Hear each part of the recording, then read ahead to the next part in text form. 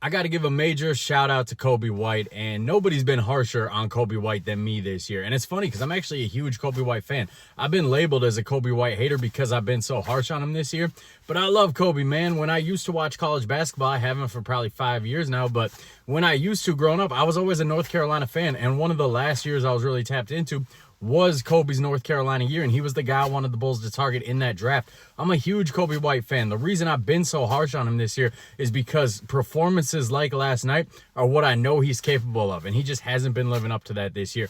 Up until last night, he had been a disappointment this year. The last 4 games, he's been fantastic, and there's been a major shift in Coby White, and I'm loving to see it. And the shift is he is no longer trying to be a point guard. He is no longer worrying about getting his teammates involved.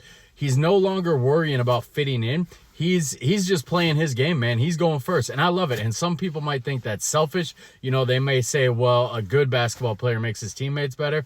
I've never really agreed with that. When people would get on Zach LaVine and be like, he doesn't get his teammates involved enough, he doesn't make them better, I was like, look, man, Zach LaVine's a scorer. I just want him to go out and score. That's how I feel about Coby White. Coby White's best skill is getting buckets. So go out there and get buckets. Be aggressive, man. Go first.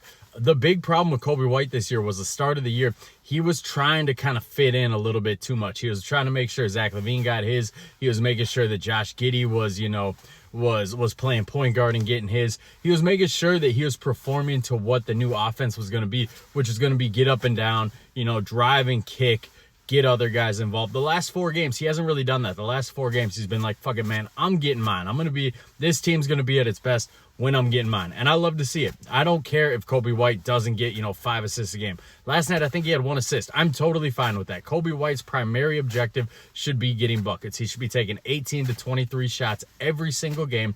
Don't worry about getting teammates involved. Don't worry about your assists and stuff. Go out there and get your points. And guess what? He can do that because he has Josh Giddey next to him. Josh Giddey is the setup man. Josh Giddey is the point guard. Josh Giddey will make sure, Zach Collins and Modest Buzelis and all these other guys out there, he's going to make sure that they get theirs. He's going to make sure, that they get their passes, their cuts to the rim, that they're getting theirs. And the Bulls, they're going to run sets for Modest Buzelis to make sure he gets his as well. Coby White does not need to concern himself with any of that. Coby White needs to go out there and he needs to score. That needs to be his primary objective for the rest of the year.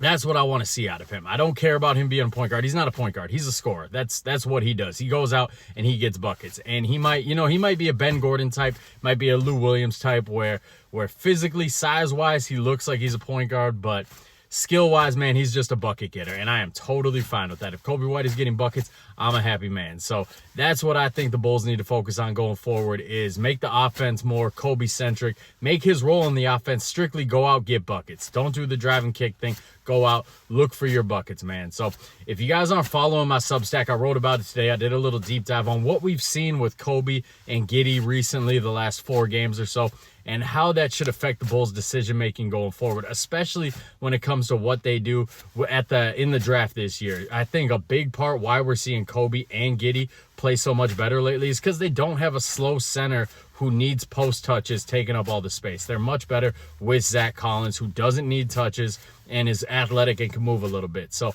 I think that's going to affect what we do in the draft. Hopefully, we prioritize that in the draft. Because I love the way Zach Collins is playing, but let's be honest, guys, he's an average NBA player. So if we can upgrade that spot, we're going to be in a nice spot. So if you haven't checked out my Substack yet, go out, read that. Let me know in the comments what you guys think about how Coby's playing lately. I love it.